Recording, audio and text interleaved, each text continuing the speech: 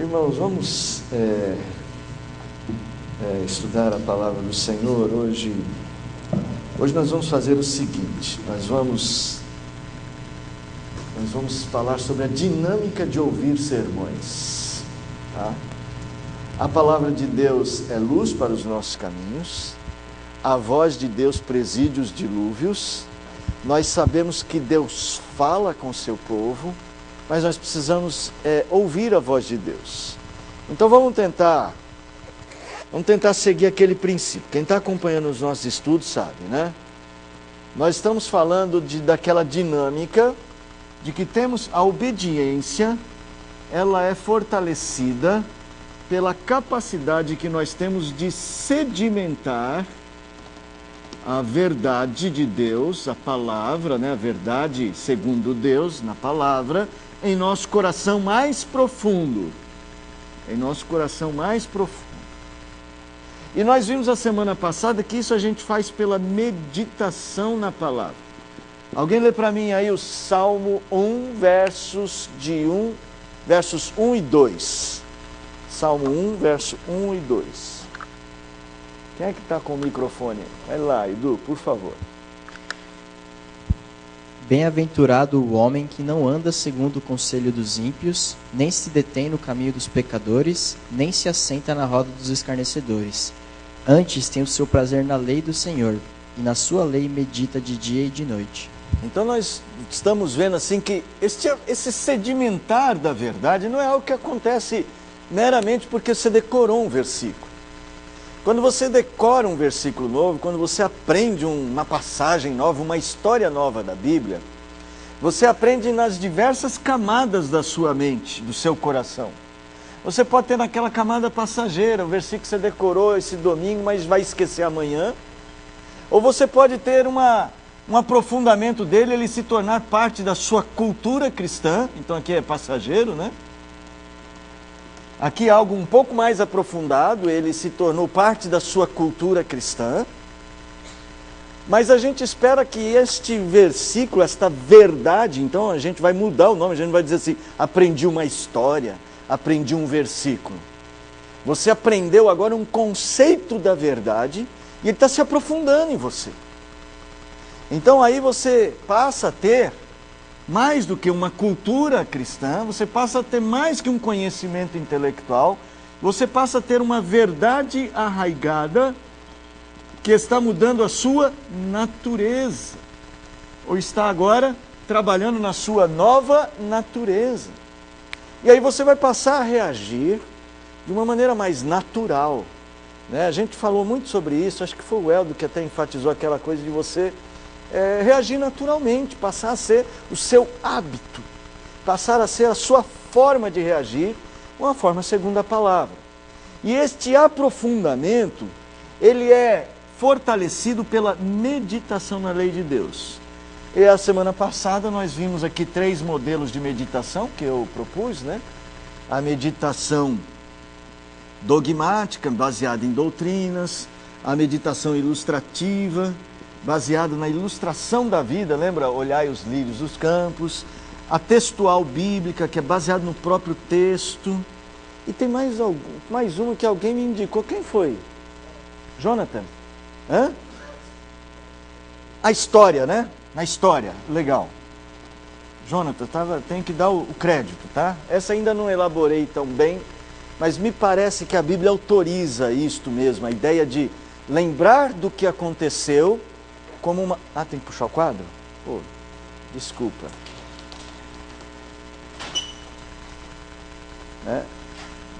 A Bíblia parece mesmo me autorizar da ideia de que eu devo lembrar da minha história com Deus e essa história servir para eu meditar em Deus.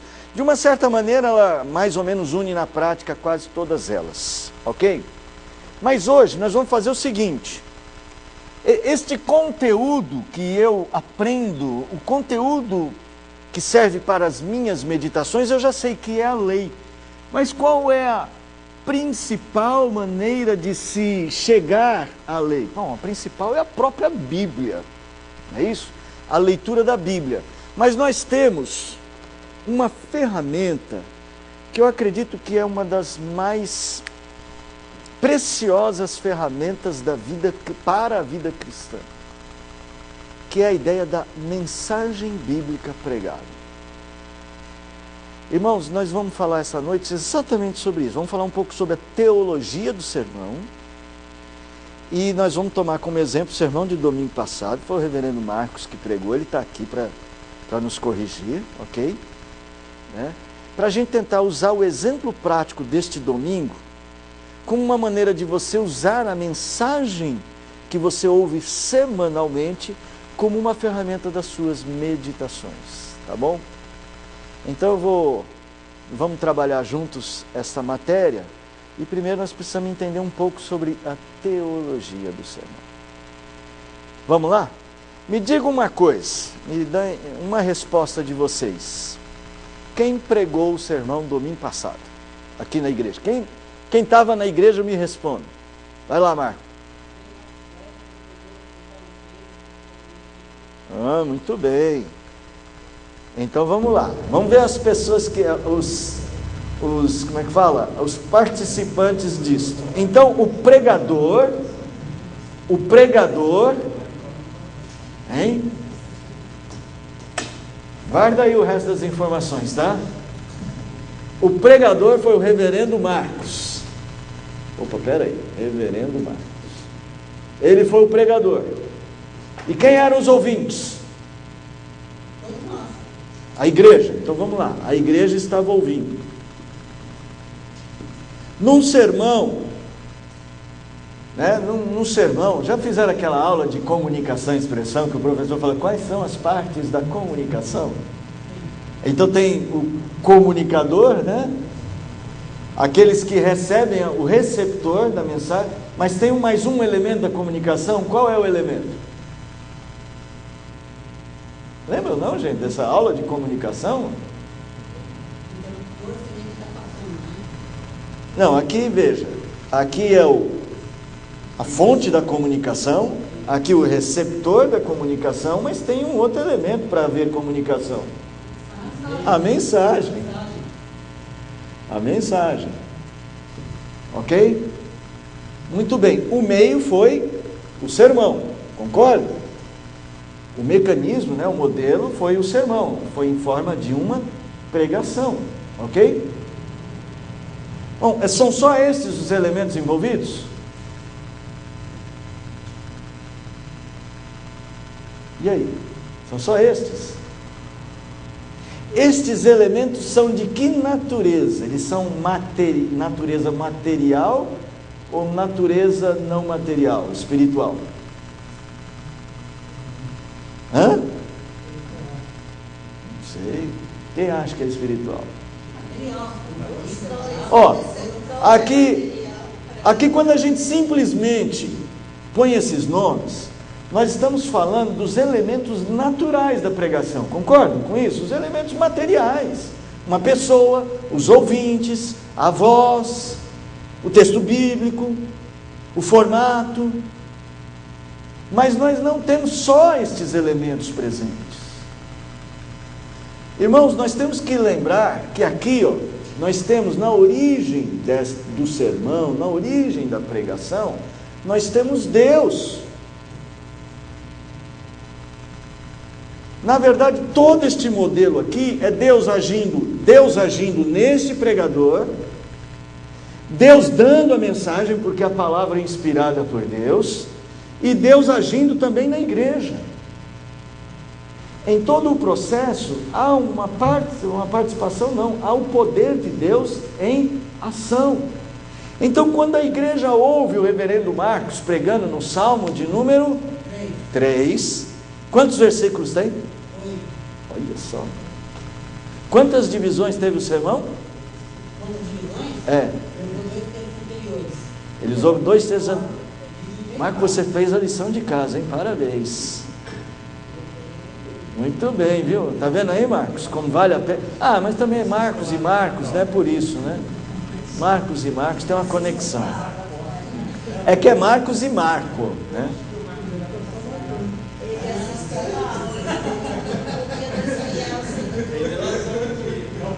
O Marco é perfeito.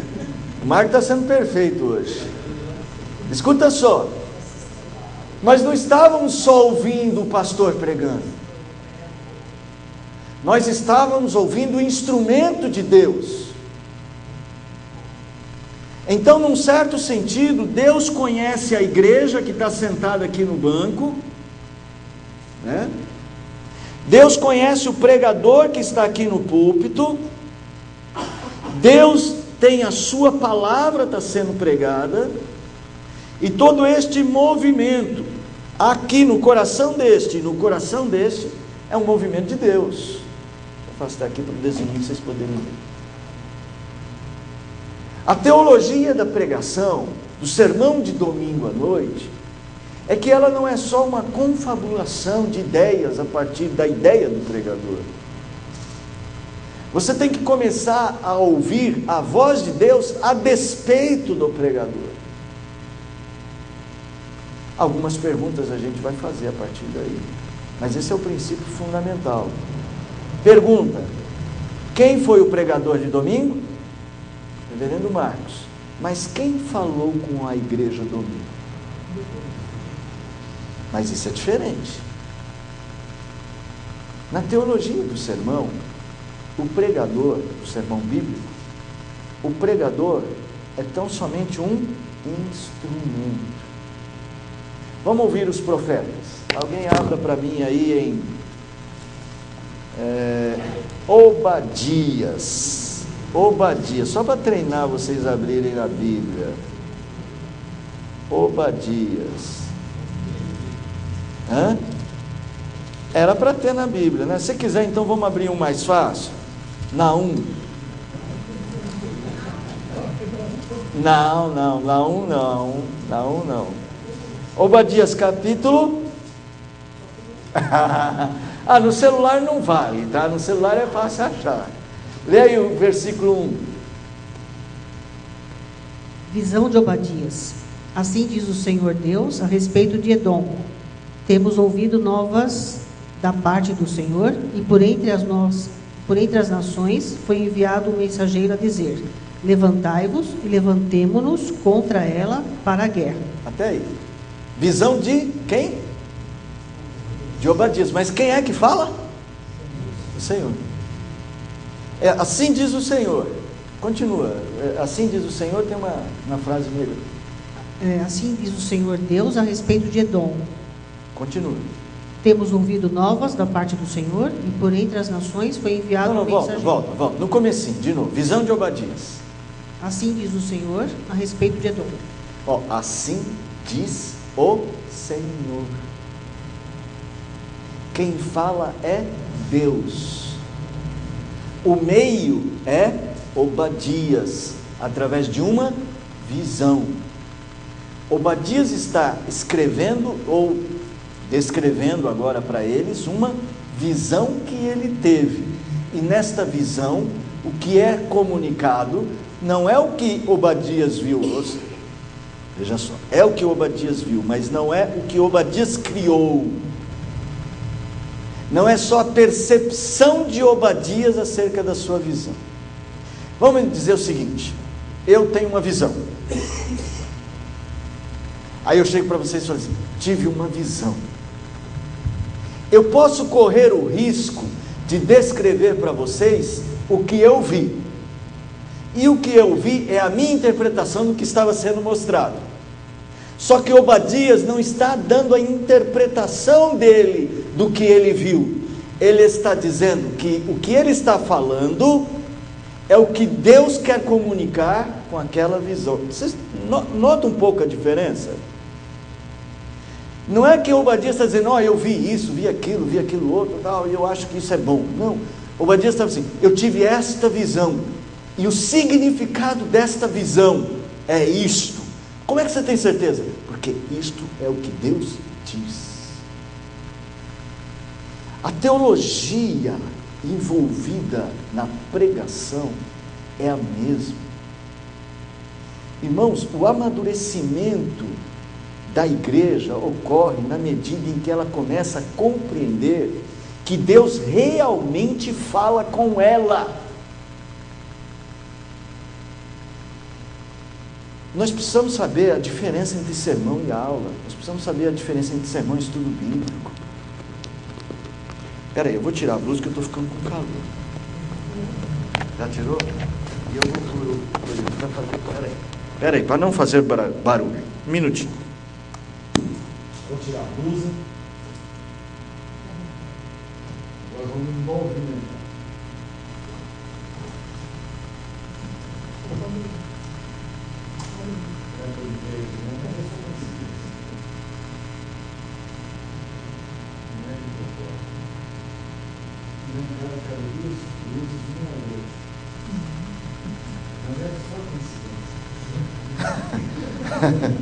Irmãos, vamos lá. O amadurecimento de uma igreja está diretamente ligado a este temor, à construção desta visão. Por isso que nós temos que saber a diferença. Hoje nós estamos em estudo bíblico. Deus está falando na sua palavra? Está. Mas hoje aqui nós estamos tentando construir o entendimento da palavra. No sermão da noite as pessoas... por que no sermão da noite a gente não troca ideias? Por que a gente não pode levantar a mão e perguntar para o pastor: ô pastor, me fala aí.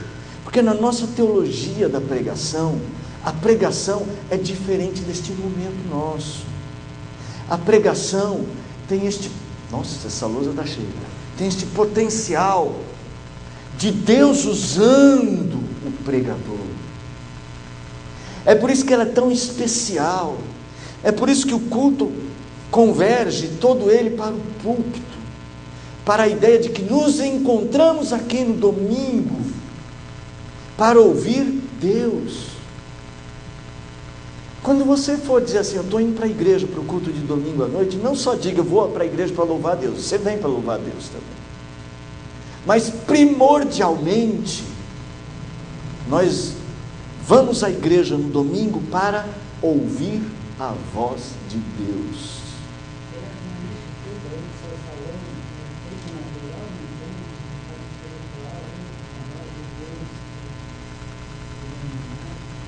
Tem, lembra que eu disse que Deus age neste, aqui ó, e Deus age no coração destes? Isso aqui é espiritual. Isso aqui é Deus iluminando, é Deus comunicando. A comunicação efetiva é de Deus. É Deus quem comunica. Mas nós vamos ver algumas coisas juntos aqui, irmãos. É que a luz está muito cheia, vou ter que apagar. Ah, que pena. Agora já foi. Agora já foi. Agora já foi. Todo escritor, mas isso aqui estava mais dias, hein? Porque está difícil de apagar. Pois precisa passar um produto.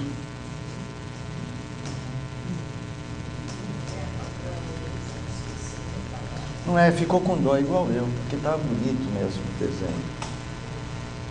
Irmãos, Obadias está dizendo que ele teve uma visão, mas quem estava fazendo a comunicação era Deus.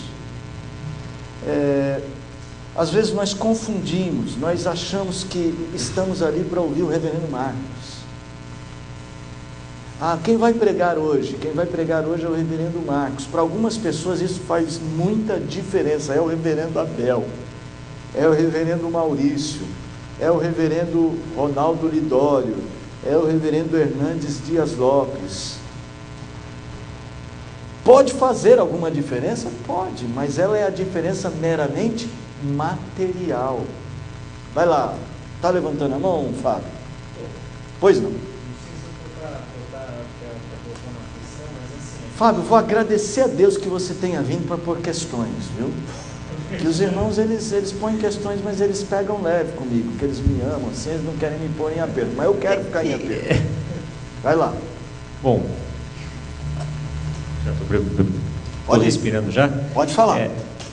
Uma questão que sempre vem à cabeça desses elementos todos aqui, claro que a gente ouve falar de elemento espiritual, para muitas pessoas, mas uma coisa que sempre me vem à cabeça é a questão da mensagem e da linguagem que é utilizada dentro de uma mensagem, porque a mensagem que ela tem que ser absorvida, né, por todo tipo de público. Existem pessoas aqui, desde aqueles que já são calejados na fé, e as pessoas que chegaram, que vieram pela primeira vez ou que estão vindo de um outro local.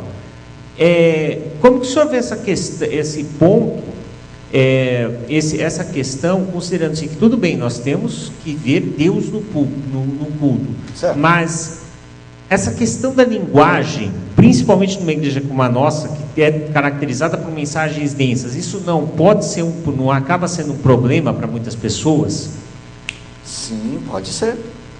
Mas a resposta é justamente a ação espiritual de Deus na comunicação, meu irmão. Porque vamos pegar qualquer um desses profetas e vamos ler esses profetas, e eu faço a pergunta: todos que ouviram, que chegaram a ler o texto desse profeta, tinham um entendimento completo dele? Eram capazes de entendê-lo? Mas como não é a mensagem de Deus para o seu povo, é que Deus tem quem fala a nós, quem nos convence da verdade. Lembra aquele processo do convencimento? É o Espírito. Fábio, na verdade, o mais importante não é a plástica da mensagem. O mais importante é a verdade. Nós vamos falar já já disso aqui. Porque esse aqui, a verdade, é o ponto para eu saber se esse aqui também não é um falso pregador. Porque eu posso estar numa igreja, posso estar sentado aqui, o texto é o mesmo, a linguagem é perfeita para eu entender, mas aqui tem um falso mestre. Então eu tenho que ouvir quem? A verdade. Então, Fábio, a gente tem que trabalhar com isso. É lógico que a obrigação material deste aqui, no caso domingo, Reverendo Marcos, era explicar o texto, ou explanar o texto, de forma inteligível. Mas ele é falho, como qualquer outro. Ele pode ser inteligível para você e não ser para o outro. Outra coisa, eu posso ter um sermão pregado de forma, só com palavras muito simples, mas o excesso de superficialidade, por causa da intenção da simplicidade, evitar que pessoas que precisam de mais, como é que eu vou dizer isso, para não parecer soberbo? Às vezes a gente precisa ir numa profundidade um pouco maior. Nós não podemos ficar em Hebreus capítulo 5. Leite vos dei, vocês não conseguem crescer. Nós precisamos ir além. Pedro chega para dizer para a igreja o seguinte: vocês precisam atentar para as coisas de Paulo, porque eles têm coisas difíceis de entender. Mas Pedro não chega e fala: Paulo, fala mais fácil. Olha só, ele não repreende Paulo, dizendo: Paulo tem que escrever mais fácil mesmo. Não, ele fala assim: vocês têm que buscar entendimento de Paulo para não distorcerem as palavras, porque tem coisas difíceis de entender. Então o que eu quero propor é que é lógico que a tarefa do pregador, a tarefa material do pregador é estudar o texto. Tarefa material do pregador é estudar o texto e apresentar o texto de forma inteligível. Mas por mais que ele seja muito bom na comunicação, pode ser que ele seja inteligível para um e não para outro. Para um porque ele falou de uma linguagem fácil dele entender, para outro porque ele está falando difícil, e para outro ele pode ser difícil de entender até porque ele foi superficial. Isso aí eu já ouvi. Eu já sei que Jesus me ama e que morreu na cruz por mim, mas e daí? Os dois lados da moeda podem ser perigosos. Eu acho que, na verdade, eu conheci um pregador que eu gosto muito dele, Reverendo Humberto. O Reverendo Humberto, ele é um linguista, ele é da área da língua portuguesa. Ele fez o doutorado dele em Portugal, na área de línguas. Então o Reverendo Humberto fala um português, por exemplo, quando ele quer se referir ao Espírito Santo, ele se refere ao Paráclito Divino, que é uma linguagem que na mente, no jeito dele entender, É uma linguagem coloquial da igreja, né? E ele vai falar, por exemplo, quando as ondas espumejam na praia, né? Ele fala assim, o farfalhar das ondas na praia. Irmão, eu vou dizer que porque ele usa palavras incomuns, o evangelho não será comunicado. Aí eu estou pondo na pessoa, no pregador, a força. Na nossa teologia, a força não está no pregador. Agora, o pregador tem deveres para com seu Deus. É de saber que ele precisa comunicar e se esforçar para isso.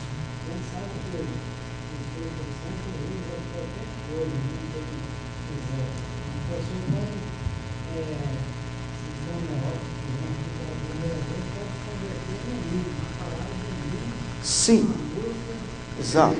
Mas assim, agora, olhando de forma mais detida no sermão, eu entendo o que o Fábio está propondo, é uma discussão que lá no seminário a gente tem.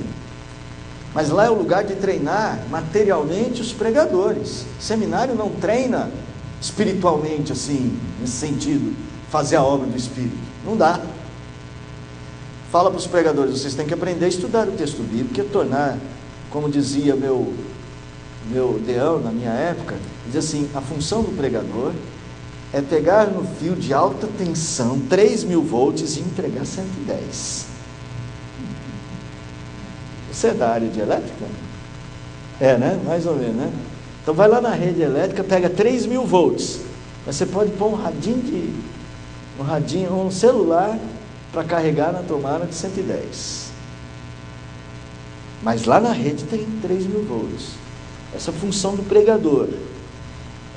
Outra coisa que eles criticavam muito é, não leve suas panelas, mulheres, vocês que são excelentes, dão um show na cozinha, igual a Fátima. A Fátima dá um show na cozinha, gente. O Eldo não engorda, mas não engorda, mas como diria antigamente, é porque é ruim, né? Mas a Fátima dá um show na cozinha. E não é porque não come, não, porque ela está bem alimentado lá. Dá um show na cozinha. Mas assim, ela prepara os alimentos, mas ela não pega todas as panelas e leva para a mesa. Ela não pega a panela de pressão e leva para a mesa. Ela fez lá o peru do Natal, ela fatia e tal, mas ela não leva todo o equipamento que ela usou para a mesa. Na mesa ela põe só comida, do consumo da hora. A mesma coisa é isso. O pregador, ele não está aqui para mostrar a sua erudição pessoal, que aí é que é o erro, onde não há comunicação, na minha opinião. Quando este aqui quer fazer o trabalho de convencimento daquele ali por erudição pessoal, persuasão pessoal, aí ele quer dizer o seguinte: a ferramenta sou eu e a mensagem sou eu também, no sentido de que ele quer substituir essa obra de espiritual eficácia, tá? Então, na nossa teologia, o culto de domingo à noite é o ápice deste momento de encontro. Você tem que dizer assim: eu vou para ouvir Deus. Você vem para adorá-lo, mas você vem para adorá-lo porque você quer ouvir. Você quem assistiu minha aula domingo, né? Você quer conversar. O culto é um diálogo com Deus. Tem alguém aí com boletim na mão? Fala, senhor Adão. Boletim de domingo, tem alguém? Opa! O trecho que eu quero falar é o seguinte: conhecereis a verdade e a verdade vos libertará. Certo. Se você ouviu algo que falou por um pastor, que é a sã doutrina, sim, aquilo vai progredir mais e mais dentro dele. Exatamente. A sã doutrina que a gente tem que ouvir. Tem alguém aí com boletim de domingo? Cadê? Então, primeiro texto aí de domingo. Primeiro texto de domingo. Salmo 63, né? Vamos fazer esse exercício. Abre aí no Salmo 63. Acho que a gente leu o Salmo todo, se eu não me engano, são 8 versículos. Do 1 ao 8. Do 1 ao 8, não é isso? Eu fiz exatamente esse trabalho no domingo pela manhã na minha turma. Leia aí, Neide, por favor. Irmã Neide, leia para nós. Eu só estou com um boletim. Ah, tá. Então, passa aí para a irmã Sônia fazer essa leitura. Salmo 3. Do 1 ao 8.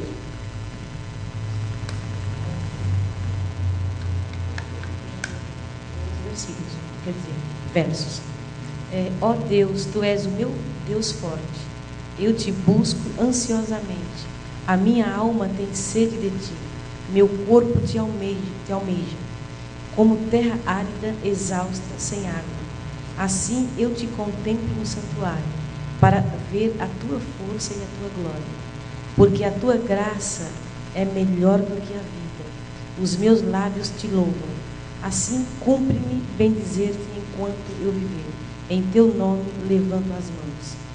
Como de banda e de gordura... De banha. Como de banha e de gordura farta-se a minha alma, e com júbilo nos lábios a minha boca te louva. No meu leito, quando de Ti me recordo e em Ti medito, durante a vigília da noite. Porque tu me tens sido auxílio, à sombra das Tuas asas, eu canto jubiloso. A minha alma apega-se a Ti, e a Tua destra me ampara. Eu acho linda essa expressão. Aí logo em seguida a proposta litúrgica é: altamente os céus é isso mesmo? Os céus proclamam seu divino Criador. O que Deus disse no texto? Deus disse: eu sou para você a resposta, eu sou seu descanso, a minha graça é melhor que a vida para você, me louve com seus lábios. É isso que Deus está dizendo no Salmo. E então agora a igreja está fazendo o quê? Respondendo. Então o culto é um diálogo. O culto não é Deus fala uma coisa e nós... O culto é um encontro dos filhos com o Pai. Então na hora que o Pai vai falar, só que a família é tradicional, tá, gente? Na hora que o Pai fala, o que os filhos fazem? Presta atenção. Agora imagina só, o pai fala e os filhos, celular, os filhos andando para ir no banheiro, o filho pensando na morte da bezerra, o filho falando junto com o pai. Olha só, tudo isso tem a ver com a teologia da mensagem.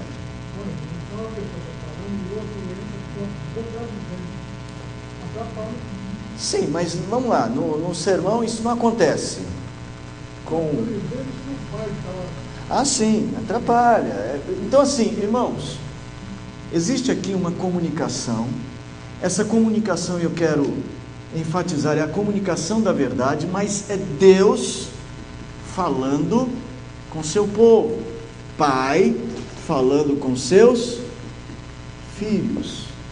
Então nós temos que saber que esse dia, é por isso que ele é o dia do Senhor, é por isso que nós temos que ter tempo para ouvir Deus. Quando você passa dias, semanas, sem ouvir Deus, você às vezes está se contentando com a aula de escola dominical. Ela é boa, ela é útil, mas ela não substitui esse momento, irmão. Isso aqui é diferente.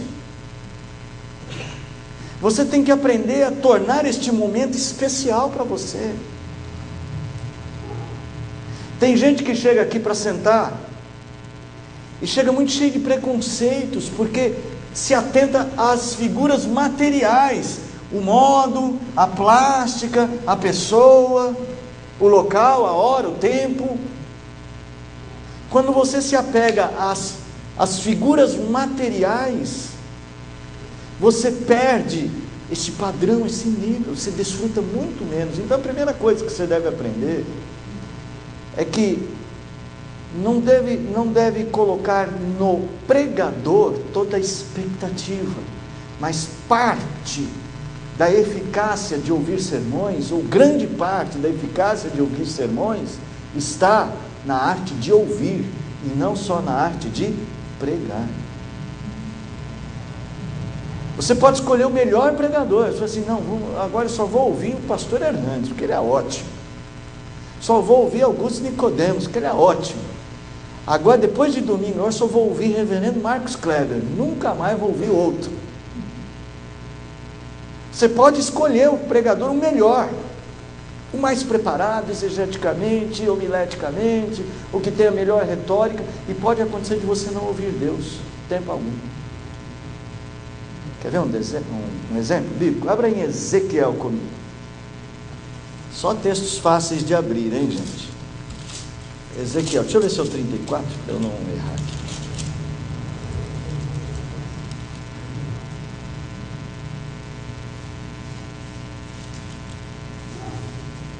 Ezequiel 34 não, é o 33.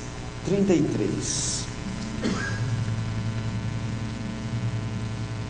Ezequiel era um grande pregador, gente. Ezequiel, se fosse no nosso tempo, ia ter programa de televisão para ele, só para ele. Ele ia ter mais de 1 milhão de seguidores no YouTube. Ele seria um pregador famoso, melhor que John Piper, melhor que Paul Washer e melhor que Marcos Kleber. Não tanto, mas um pouco melhor. Ô Marcos, hoje eu estou bonzinho com você, hein? Alguém lê para mim o verso de número 30 e 31. 30 a 33, vai. 30 a 33. Quanto a ti, ó filho do homem, os filhos do teu povo falam de ti junto aos muros e nas portas das casas. Olha a fama do pregador.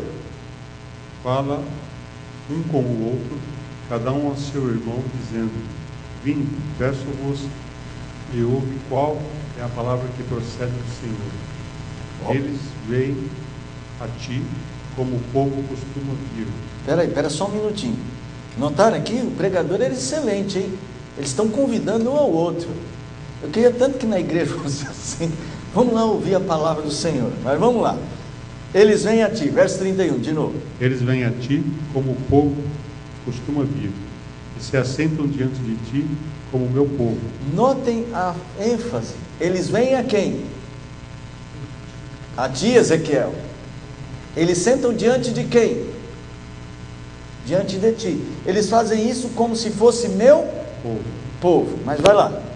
E ouvem as tuas palavras. Ele ouve a palavra de quem? Do pregador. Continua. Mas não as põe por obra, pois com a boca professam muito amor, mas o coração só ambiciona lucro. Digamos, o ambiente de culto parece que está tudo certo. Eles vêm, eles convidam os outros, eles ouvem, eles professam amor com a boca, então parece que o ambiente de culto é positivo. Verso 32. Eis que tu és para eles como quem canta canções de amor, que tem voz suave e tange bem, porque ouve as tuas palavras, mas não as põe por obra.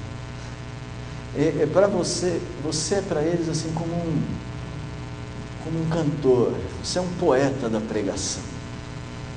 As suas palavras são para eles ficam maravilhados com a sua palavra, só que ela não faz nada no coração deles. Porque eles não têm consciência, eles veem ali um pregador, eles não conseguem ver que ali tem um profeta. Essa definição, profeta, eles não veem que tem ali uma pessoa que fala da parte de Deus. Eles não ouvem a palavra de Deus. O último verso aí do capítulo. Mas quando vier isto, e aí vem, então saberão que houve no meio deles um profeta. Mas quando eu cumprir o que eu falei através de você, que eles acharam, eles não estavam pensando. Quando vier, aí eles vão ver que no meio deles tinha um profeta. Irmãos, então esse é um mecanismo que nós não podemos repetir. Um mecanismo só de ouvir pregadores. Nós precisamos construir a mentalidade de que estamos aqui para ouvir Deus.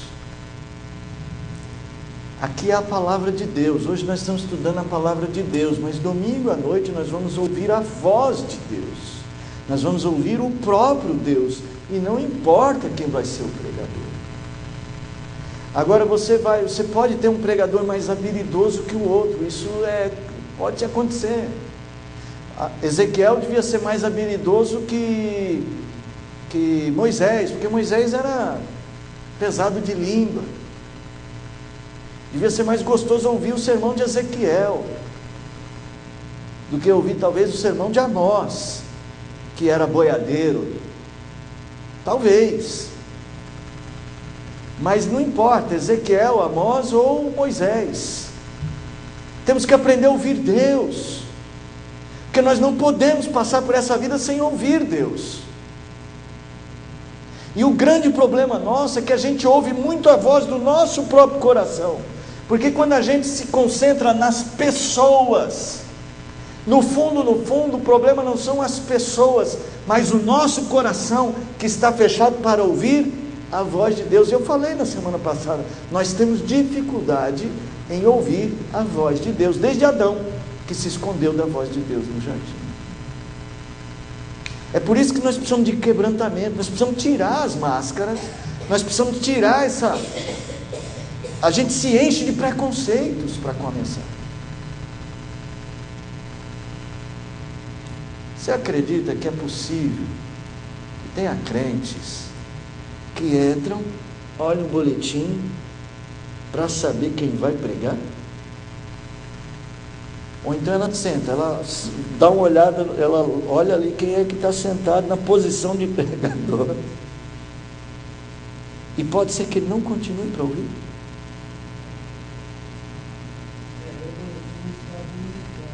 Não, antes a gente punha o nome do pregador e o texto da mensagem, agora a gente só põe o título. Mas tem um lugarzinho secreto lá que aparece quem vai ser o pregador, que também não é justo, né, gente? Vamos e venhamos, né? Não é justo. As pessoas falam, quem que vai pregar hoje? Não custa nada saber quem é o pregador para orar pelo pregador, né? Mas a gente tirou, não está tão evidente, está meio escondidinho lá quem vai ser o pregador. Mas as pessoas, elas... Gente, isso não acontece aqui, eu estou falando lá da França, tá? Estou falando lá da França. Quando eu era jovem, bem jovem, eu ia lá no encontro da Comunidade da Graça, lá no CPP. E eu era muito jovem, eu confesso que eu ia mais pela música, né? Aí eu chegava, quando era o Carlos Alberto, o pai, naquela época o filho, não sei nem se já existia ou não, devia existir, porque ele acho que é mais velho que eu. Mas ele não era molecão, igual eu. Igual eu era, não igual eu sou. Quando era o Carlos Alberto, a gente ficava, hoje é o pastor Carlos Alberto. Mas quando era o Carlos Alberto Antunes, que ele era bravo, ele era durão. Gente, Carlos Alberto Antunes. Está errado. Era uma falha. Entendeu? Isso é fazer a sua fé girar em torno dos elementos materiais. Isso não deixa você usufruir da bênção espiritual presente no culto. O conjunto de... é a equipe de louvor que tem o fulano.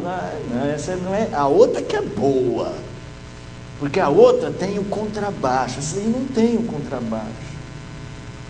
Gente, quando a gente começa a se ater aos elementos materiais do culto, a gente perde a vivência da presença de Deus. Nossa, eu estou demorando demais nesse ponto. Mas é que essa teologia, ela é muito importante. A teologia da igreja de Corinto, a falsa teologia, a falsa piedade da igreja de Corinto, fez com que eles errassem muito. Abre aí em 1 Coríntios capítulo 1. Fez com que eles errassem muito, concentrando a sua percepção de fé nas pessoas, nos pregadores que eles tinham à disposição deles. Gente, lá em Corinto eles tiveram um grande benefício. A igreja foi plantada por Paulo, a igreja tinha gente que conhecia Pedro, e depois veio um grande pregador chamado Apolo, que a Bíblia diz que era um homem poderoso na palavra. Eu não sei o que a Bíblia quer dizer com isso, mas eu só consigo entender que aquele sermão dele devia ser Apolo Paulada. Apolo era o homem da pregação. E os crentes de Corinto começaram a fazer isso. Quem é que é o pregador de hoje? É Paulo. Não quero saber de Paulo. 1 Coríntios 1, verso de número 11 e 12. Pois a vosso respeito, meus irmãos, fui informado pelos da casa de Cloe de que há contendas entre vós. Refiro-me ao fato de cada um de vós dizer: eu sou de Paulo, e eu de Apolo, e eu de Cefas, e eu de Cristo. Então, o problema deles era este. Eles centraram a fé nos elementos materiais que Deus, ou nos instrumentos materiais das pessoas, mas instrumentos de Deus, né? Eles centraram, eu gosto de ouvir fulano. E isso estava gerando contendas entre eles, porque aquilo era uma manifestação da carnalidade e não da espiritualidade. Paulo vai dizer isso lá no capítulo 2, né, no capítulo 3, assim que vocês são carnais, vocês ficaram divididos entre as pessoas. Tá? Agora no capítulo de número 2, versos 4 e 5.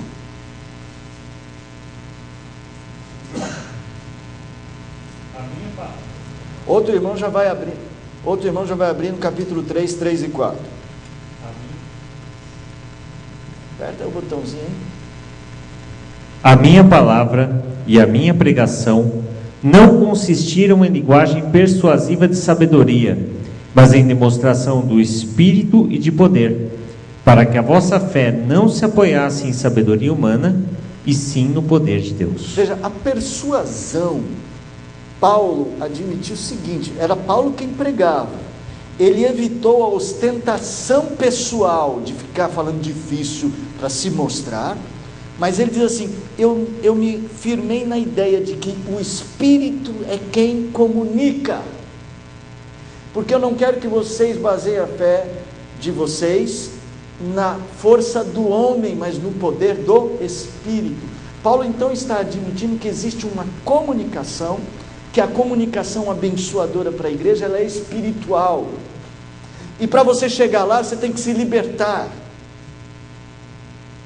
tá? Você tem que se forçar a libertar, você tem que conduzir o seu coração, você tem que orar, você tem que pedir para Deus, fale ao meu coração, eu não quero saber quem é que está lá, eu não quero saber se ele vai falar rápido, devagar, se ele tem 5 pontos, 3 pontos, 4 pontos, ou nenhum ponto.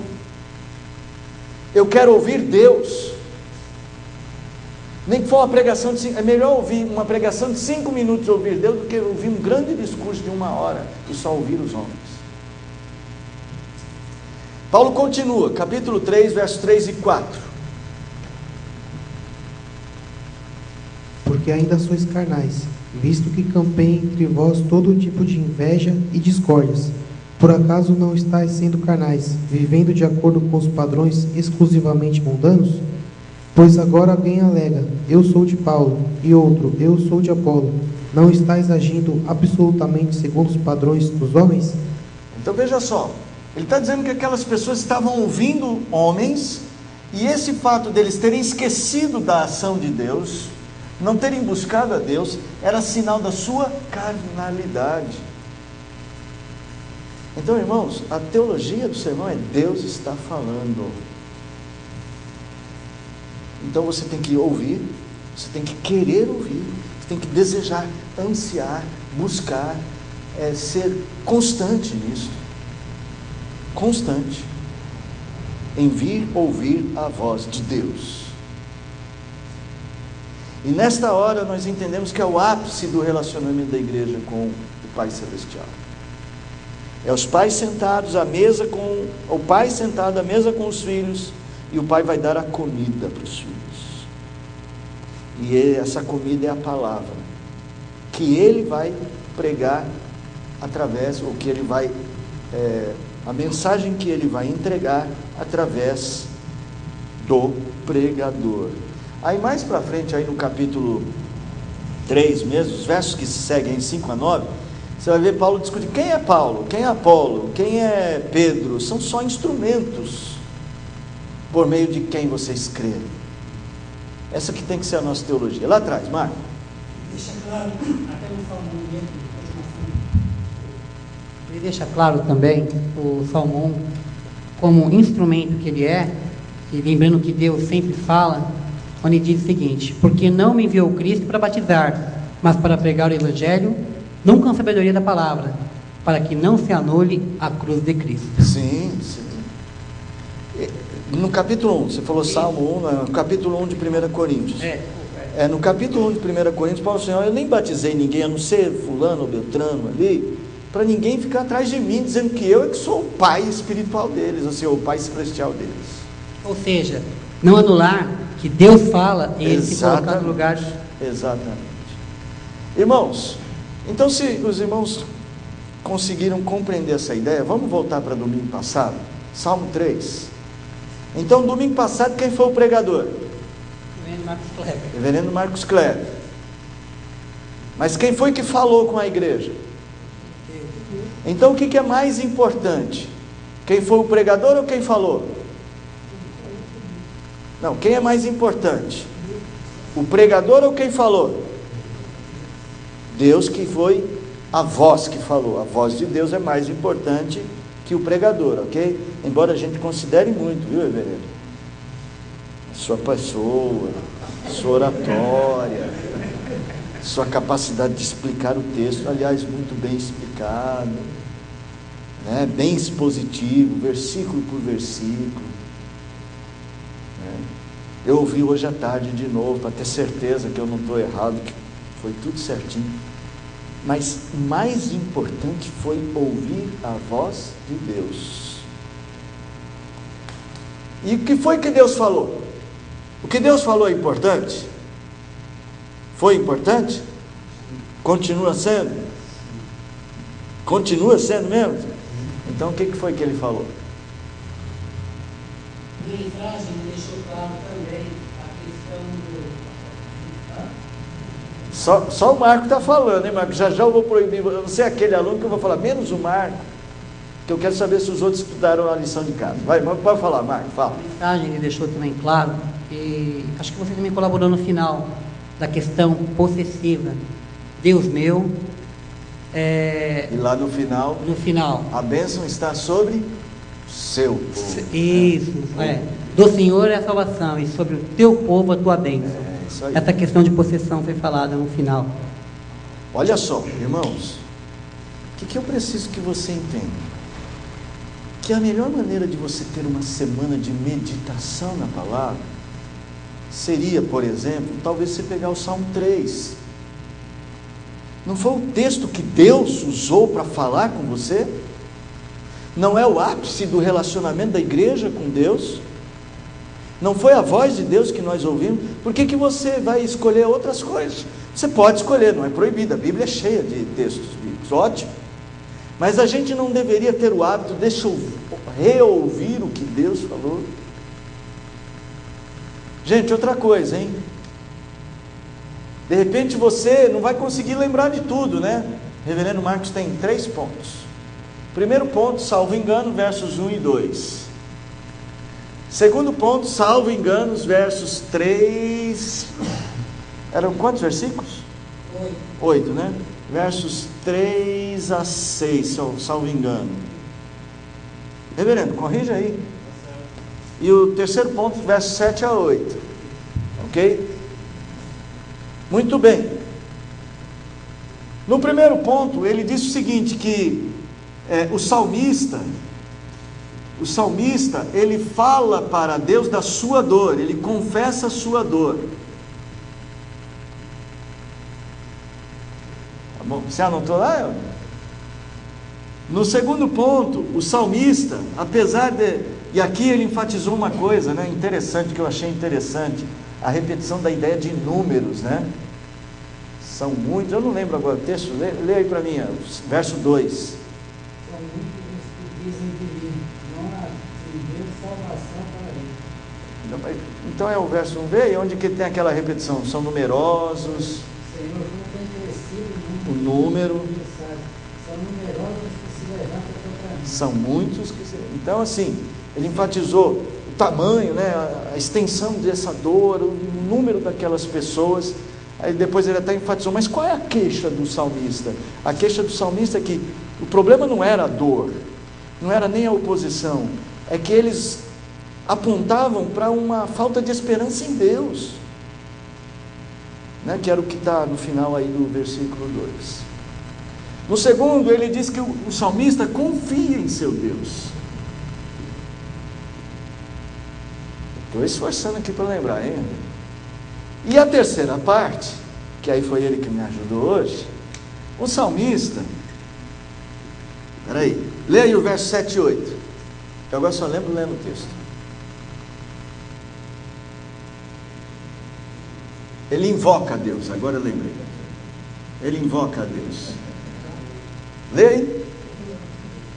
O autor não pode, o autor não pode, ele fica para a sessão de autógrafos depois. O autor é Deus, então eu posso... Ah, tá certo, parabéns, muito bom, muito bom, muito bom. O autor da mensagem tá bom, tá certo, então pode ler. Levanta-te, Senhor, salva-me, Deus meu, pois feres nos queixos a todos os meus inimigos e aos ímpios quebras os dentes.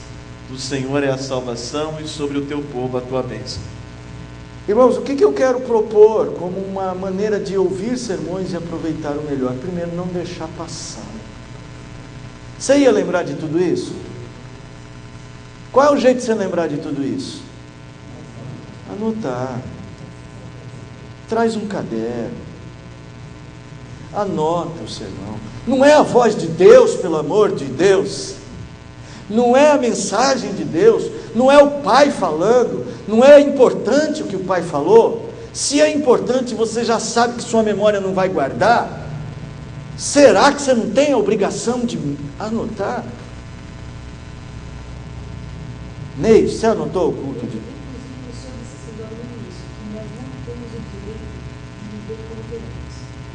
Parabéns. Aí depois o senhor enfatizou que a graça tem Cristo. A cruz, isso. Nossa, que bonito. Quem falou foi eu? Gente, tem umas frases que saem que a gente depois não lembra, mas ficou boa, hein? Gostei, gostei. Depois você anota para mim, que eu vou ver se eu lembro delas.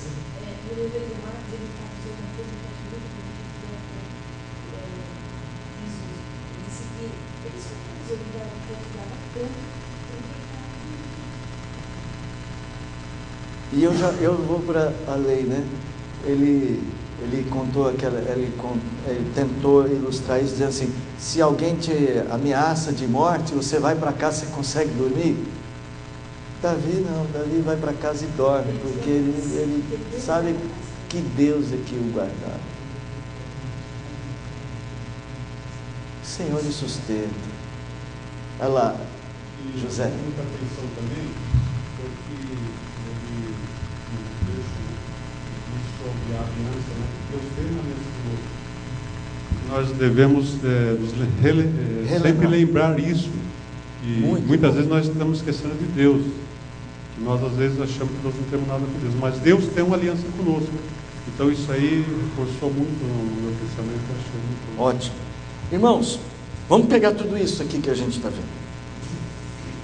Presta atenção, se você entender esse mecanismo do seu relacionamento com Deus, e que o domingo é o momento mais especial desse relacionamento, que você senta para ouvir o Pai, então esse momento tem que ter toda a sua atenção e seu interesse. Eu estou dizendo aqui que um mecanismo é você anotar, mas tudo bem, ninguém é obrigado a trazer. Aliás, gente, tem gente que não sabe escrever. Então, a bênção é só para quem sabe escrever? Lógico que não.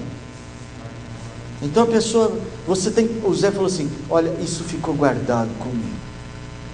Então, Deus, a comunicação efetiva é de Deus. Isso tudo foi o que ele falou. Quanto mais você consegue guardar, melhor. Mas digamos que você guardou um ponto específico. Você sabe que Deus falou no Salmo 3, e você sabe que na sua alma a ênfase da comunicação foi a aliança de Deus. Então tome aquilo para se tornar o seu alimento de dia e noite naquela semana. Sabe por quê? Porque Deus te conhece e Ele só dá o alimento que você precisa. Ele sabe que você precisa se fortalecer, ou ser exortado, ou ser animado, ou você precisa ser direcionado, e aquela palavra o Pai sabe, e Ele é poderoso para fazer da vida. É um sermão, você fala assim, não, o pregador tem uma única mensagem para todo mundo, mas Deus tem um sermão para cada um. Eu particularmente, eu gosto de tratar as coisas assim. Eu digo isso para o meu colega Marcos Cláudio. Eu não tenho sermões. Eu tenho textos bíblicos, exposições, eu escrevo as minhas mensagens. Mas o sermão, para mim, só consegue ser pregado uma vez. O sermão que foi pregado no domingo, no dia, que dia que era? 18? 19? Tendo como instrumento o reverendo Marcos Kleber, aquele sermão só aconteceu aquela vez. Eu hoje ouvi a mensagem mas eu não ouvi o mesmo sermão. Eu ouvi hoje no Facebook da igreja, mas eu não ouvi o mesmo sermão. Porque aquele sermão só aconteceu uma vez. Não vai ser repetido. O reverendo falou assim, eu já apresentei o estudo, acho que foi isso que ele falou, né? Já apresentou isso, mas aquele sermão de domingo só aconteceu neste domingo. E nem importa o mecanismo pelo qual Deus escolheu falar conosco no Salmo 3. Estava programado pelo reverendo Lucas capítulo 18. Mas Deus nos falou no Salmo 3. E ele já tinha dado estudo, mas aquele sermão de domingo só aconteceu neste domingo. E ele não vai se repetir. E eu posso chamar, reverendo, prega de novo aquele sermão? Ele pode dizer para mim, não dá. Ele consegue repetir a mensagem. Que a mensagem é parte do elemento material, mas o sermão, estou dando aqui a ideia de sermão, que é a própria voz de Deus falando. O sermão é algo mais do que a mensagem, mais do que o discurso. É que eu não gosto da palavra discurso, parece muito. É mais do que a fala. Aquele sermão não se repete. Então não adianta você falar, depois eu medito no Salmo 103. Pode ser que você perca a sensibilidade que o sermão tem que produzir naquela semana. Eu gosto de pensar que se Deus falou comigo, se Deus falou no Salmo 3, eu tenho a obrigação de pensar nele. Sempre que é outro colega que prega, eu gosto de dizer, gente, se Deus quis dizer isto, é que é ruim eu falar isso de mim mesmo, né? Mas eu penso a mesma coisa quando eu prego. Se Deus quer falar isso conosco, é porque Ele nos conhece. Então nós precisamos pensar. Como é que é o nome do escritor do Pia Desteria? Aquele alemão? Será que é Spencer? Eu pensava que era o Bonhoeffer. Bom, ele era a escola alemã de vida piedosa, né, chamada de... meu Deus, estou com a memória fraca, hein? Como é que os alemães eram chamados, os piedosos alemães? Depois ficou pejorativo o nome. Os pietistas. Este cidadão escreveu Pia Desideria, desejo de piedade, é o nome do livro. Aí Pia Desideria é em latim, desejo de piedade. E neste livro ele defende que o sermão de domingo à noite tem que ser o alimento da semana para todos os crentes. E na igreja deles, as reuniões da semana eram em torno da mensagem pregada no domingo. É um excelente mecanismo. Philip Spener, isso mesmo. Obrigado, isso mesmo. E eu acho que isso tem que ser o nosso dever, porque assim, afinal de contas, foi Deus que falou?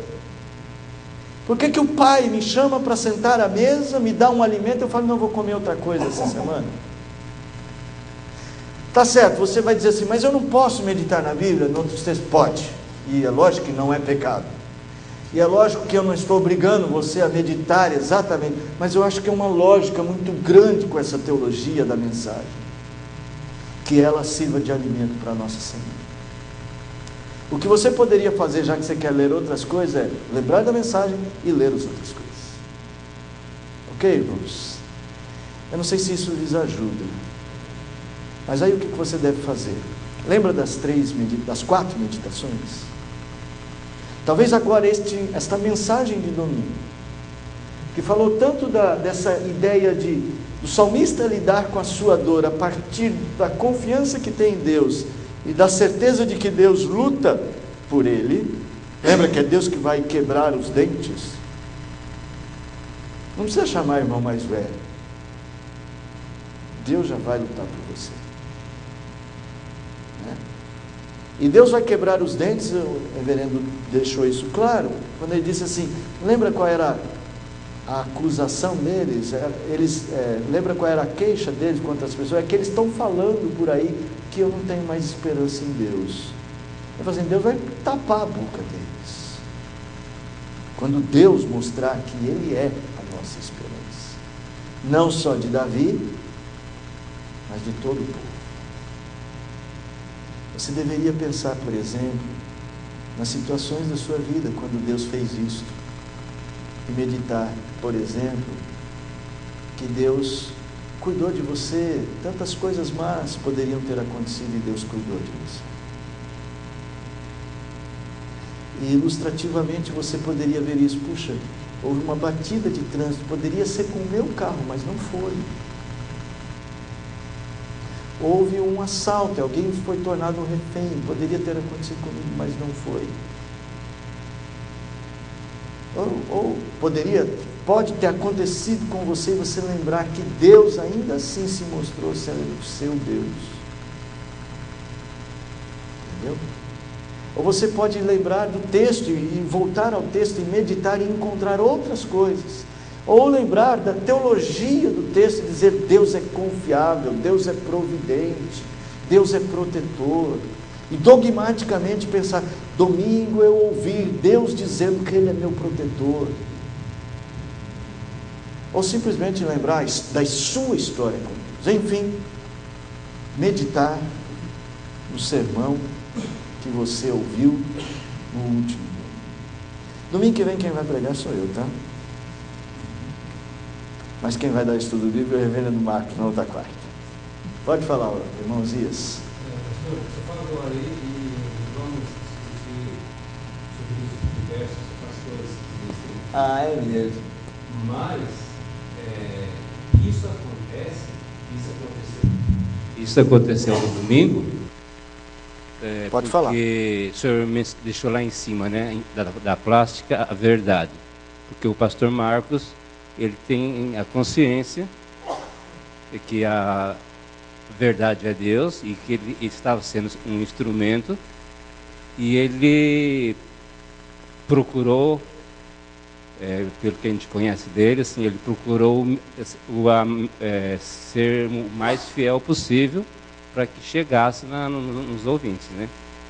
Porque do contrário a gente iria criticar alguns outros, né?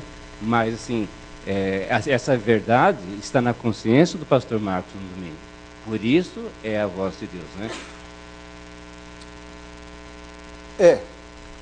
Mas não é só isso. E o Espírito Santo está Sim, presente. mas assim, vamos lá.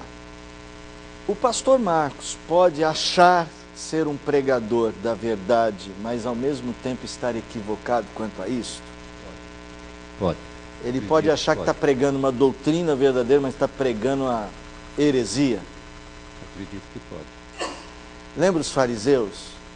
O apóstolo Paulo diz que os fariseus achavam, ao perseguir a igreja e incentivar a perseguição da igreja, os fariseus, que eram homens que tinham o Velho Testamento como a palavra de Deus, diz assim, os fariseus achavam com isso estar prestando culto a Deus. Então qual é o critério máximo? O critério máximo, abra aí em 1 João. 1 João capítulo 5.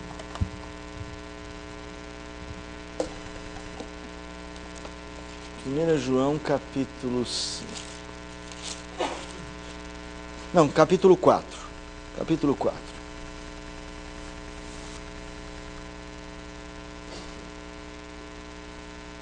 Leia aí para mim o verso de número 1 a 3. Osias, por favor. Amados, não criais a todo espírito, mas provai se os espíritos são de Deus, porque já muitos falsos profetas se têm levantado no mundo. Nisto conhecereis o Espírito de Deus. Todo espírito que confessa que Jesus Cristo veio em carne é de Deus. E todo espírito que não confessa que Jesus Cristo veio em carne não é de Deus. Mas esse é o espírito do anticristo, do qual já ouvistes que há de vir, e eis que está já no mundo. Eu não quero me demorar por causa do horário, mas deixa eu dizer uma coisa. Você está vendo aí que nós temos que julgar o que a gente ouve. Quando ele fala todo espírito procede, como é que é? Quando ele fala julgai os espíritos se procedem de Deus, espírito aí é julgai o que você está ouvindo. Espírito aí, a ideia é o espírito com que os pregadores estão pregando. A ideia é quais intenções dos pregadores. E o critério é o espírito precisa pregar a coisa correta, ou o pregador precisa pregar a coisa correta. Porque aquele que não confessa que Cristo vem em carne, isso não é de Deus. Então ele está dando um exemplo, que há um erro doutrinário, e o erro doutrinário aponta para um pregador que não está pregando a verdade, portanto, ele não está, comunicando a verdade de Deus. Tá? Tem uma certa complexidade nisto, porque Deus pode usar até um jumento para falar com o seu povo. Há um sentido em que o Espírito, mesmo que esse cidadão aqui seja um falso profeta, há um sentido em que o Espírito não depende dele para fazer a obra. Ótimo. Mas lembra que a obrigação dele é falar a verdade? A obrigação dele é discernir a verdade. Daí é que entra a importância da escola bíblica dominical, do estudo bíblico de quarta-feira. Por quê? Porque ele precisa ir adquirindo bagagem de conhecimento para poder discernir. Eu não posso pregar qualquer coisa. Eu preciso pregar a verdade. Mas dentro do âmbito da materialidade destas coisas, existe a obrigação desse cidadão aqui que está sentado de discernir o que ele está ouvindo. Agora, vocês ligam a TV. O fulano diz que Jesus não morreu. Tem um cidadão aí, um mexicano, que diz que ele é Jesus.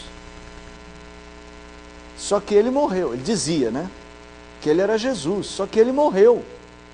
Agora é a mulher dele que é Jesus. Esqueci o nome da cidade. Você lembra? Marcos está aí? Foi arrebatado? Ainda não, né? Mas agora a mulher dele tem um programa aí, que Jesus agora é ela. Hã? Não lembro mais. Eu sei que tem esse caso aí. Seja como for, gente. E tem gente que ouve e fala, ai, que beleza. Não. Você será responsabilizado. É para isso que você tem que crescer na fé. É para isso que você precisa estudar a palavra. Você não pode ser simplesmente guiado como se fosse uma manada. Vai para aqui, vai para ali. Não, nós temos que ter crescimento. Nós temos que ter maturidade. Tem que ser bereano, conferir se está tudo ali. É a sua responsabilidade. Outra coisa. Abra em Judas. Eu disse que não ia demorar, mas já estou demorando, né? Judas, capítulo único. Verso de número 4. Estou fazendo exposição em Judas de sexta-feira à tarde, tá? Quem quiser acompanhar. Estou expondo Judas. Já estou no versículo 4. Já tem um mês. Eu fiquei quase um ano expondo Tiago. Isso é verdade? Quem falou isso é verdade? Isso é verdade. Né? E fiquei 6 meses expondo Obadias, eu acho. Sofonias. Agora, depois Obadias e agora Judas. Leia Judas 4. Pois certos indivíduos se introduziram com dissimulação, os quais desde muito foram antecipadamente pronunciados para esta condenação. Homens ímpios que transformam em libertinagem a graça de nosso Deus e negam o nosso único soberano e Senhor, Jesus Cristo. Veja só, quando um pregador tem como fala um tipo de evangelho libertino, um evangelho que tira o senhorio de Cristo, que te dá um Cristo light, um Cristo fofinho, um Cristo que não propõe vida para você, mas que aceita qualquer coisa, tem alguma coisa errada aí, desconfia, é o que Judas está dizendo. Outra coisa, Jesus Cristo disse lá no Sermão da Montanha, não precisa abrir, mas está lá no capítulo 7. É o 7 mesmo, acho que é. A árvore boa produz bom fruto, a árvore má, mau fruto. E o contrário não acontece, da árvore boa dá mau fruto. E ele diz assim, tem gente que fala, Senhor, Senhor, mas que nunca entrarão no reino dos céus, porque praticam a iniquidade. Então, a vida do pregador também tem a ver. O falso mestre é árvore dando mau fruto. Isso também precisa ser considerado. É responsabilidade da igreja orar pelo pastor. É responsabilidade da igreja cuidar do pastor. Incentivar o pastor no caminho da santidade. E a responsabilidade da igreja não deixar um falso mestre pervertido tomar conta do púlpito.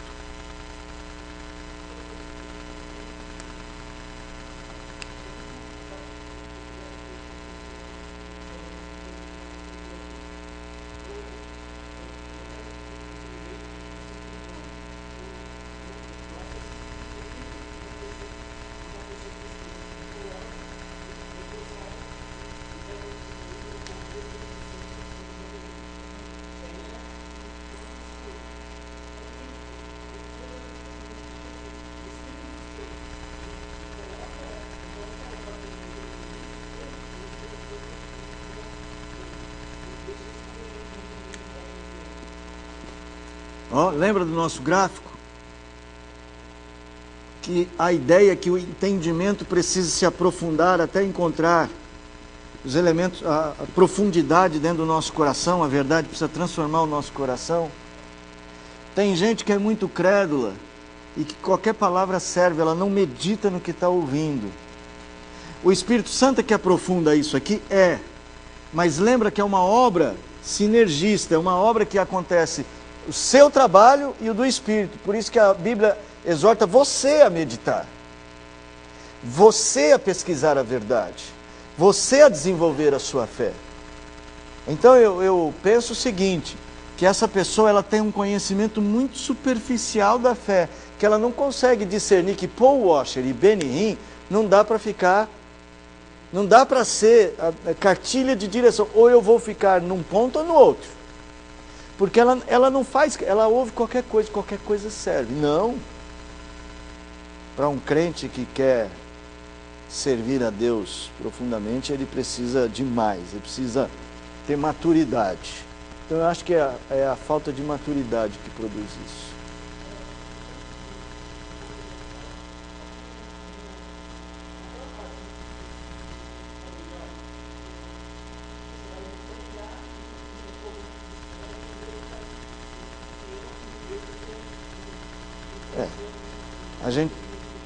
Nós não... Sim, acontece. Nós não abordamos isso aqui, que é o outro lado. Às vezes o pregador está falando a verdade, mas a pessoa não está ouvindo. E lembre-se, toda essa comunicação não é só material. Não é só porque o pastor foi ruim na pregação. Eu não entendi esse pastor. Lembre-se, a falta de espiritualidade, às vezes, é juízo de Deus. Fábio.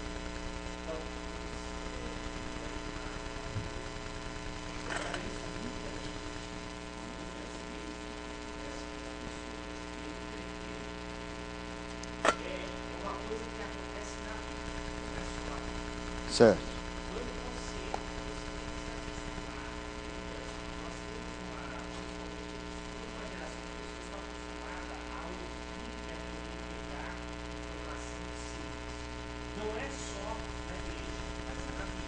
Parece que a gente é obrigado a ter um conceito de tudo tem que vir muito dissecado, muito mastigadinho. Fala outra coisa, tem preguiça mental. Eu falo pelo que eu vejo, por exemplo, pelo que eu vi nos cursos por onde a gente anda.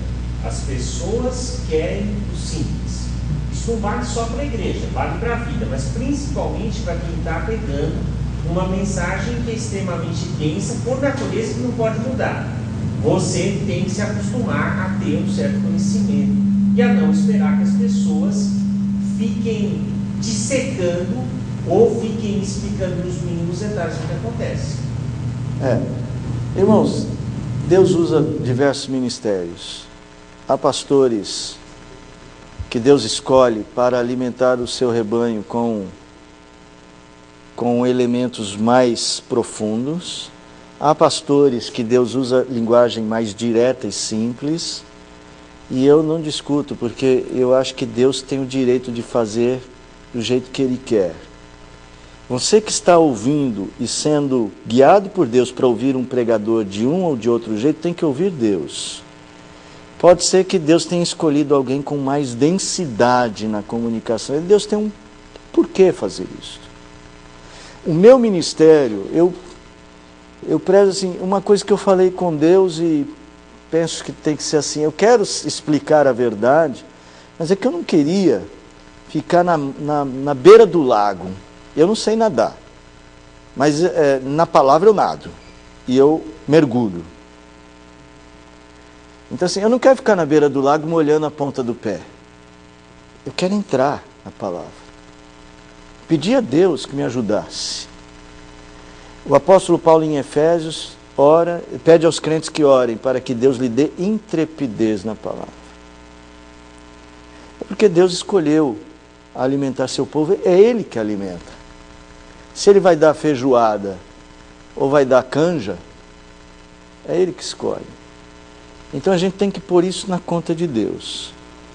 Agora, irmãos, a Bíblia orienta, temos que partir do mais simples, mas não ficar lá no mais simples. Temos que desejar o alimento mais sólido. É a tarefa de quem ouve sermões. Irmãos, nosso horário já avançou. Quero agradecer a paciência de vocês. Está ficando bonito o estudo bíblico com bastante gente. Lá atrás tem gente nova? Fala o nome de vocês aí, meninos. Sejam bem-vindos, tá bom, Francisco? Quem que é o David? Erasmo? É pai e filho? Gente, eu não enxergo, eu estou sem óculos, eu enxergo mais ou menos. Vocês parecem bem jovens para mim, viu? Mas sejam bem-vindos, tá bom? Que Deus muito abençoe vocês. E eu vi o cidadão com camisa do Palmeiras, né? Seja bem-vindo, viu?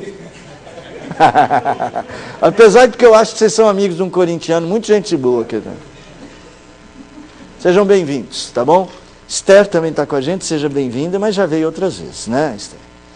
Irmãos, eu quero muito que a nossa igreja Amadureça para ouvir sermões. Eu fico muito triste quando eu vejo que tem crentes que vêm num domingo e faltam 3. Parece que eles não entenderam isso. Mas a gente vai explicando com paciência, até a gente chegar lá. Vamos ficar em pé. Ah, sim, antes de ficar em pé, os avisos. Desculpa, os avisos. Nesse fim de semana, programações da igreja? Não tem nenhuma? Não, tem um culto no domingo. Ó, vocês, nossos amigos aí que estão visitando, Marquinhos vai dar todos os horários para vocês, tá bom?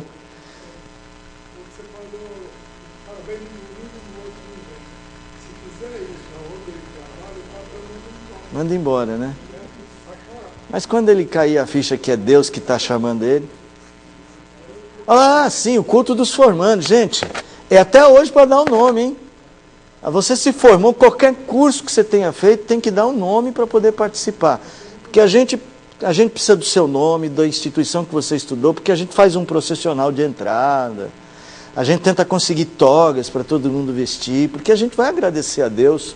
Um momento muito importante. Eu gosto demais desse culto, ele tem um significado muito especial para a igreja, que assim é ver o progresso de tantos irmãos e irmãs, e é um incentivo, tá bom? Fala, Jonatas.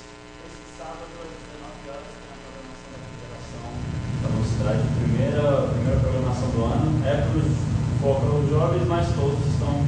Onde vai ser? Vai ser no Jardim Elian, às 19 horas. Gente, ó, moços, principalmente moços, mas todo mundo lá no Elian. Quem não sabe, combina ali com o Jonatas, como é que vão fazer para ir para lá. Tá bom? Vamos ficar em pé e orar? A cantata é dia 8 de abril, tá chegando, hein? Mas aí a gente fala um pouquinho mais depois. Vamos ficar em pé e vamos orar. Senhor, abra o nosso coração para essa disposição de ouvir a Tua voz. Ajuda-nos, Senhor, a entender que Tu falas com o Teu povo, reúnes o Teu povo no culto, de forma muito especial e particular. Permita-nos um amadurecimento nestas coisas. Nos ajude, Senhor. Aumenta o nosso desejo de ouvir a Tua voz. Abençoe os pregadores desta igreja, para que sejam fiéis à Tua palavra. E abençoe, sobretudo, a Tua igreja, para que esteja disposta a Te ouvir. Que a comunicação entre nós seja verdadeiramente espiritual. Nos abençoe, nos guarde e nos dê semana ainda na Tua presença.